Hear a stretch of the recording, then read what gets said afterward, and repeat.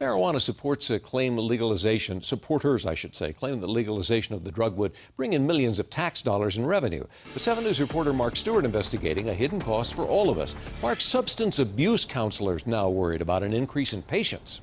Mike, this is new, and since Colorado is the first, there is no research or data to show exactly what will happen next. Yet drug counselors say the trend usually goes like this. Once a drug becomes more readily available, more people will use it, and that can lead to new problems.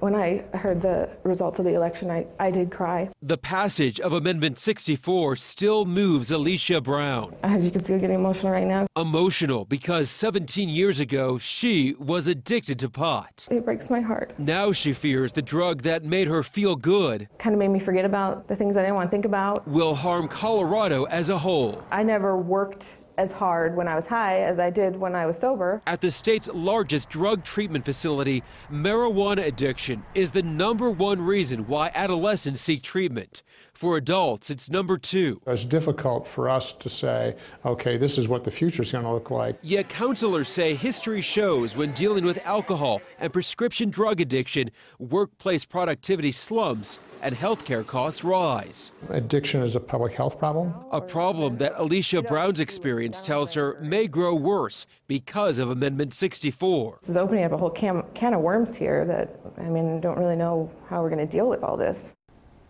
On the other side of the issue, supporters of Amendment 64, they point out to study after study which suggests or reports that marijuana use isn't addictive. They also point out that teens may be more restricted in use because this is regulated and access will be more controlled. Nonetheless, Colorado will be a case study.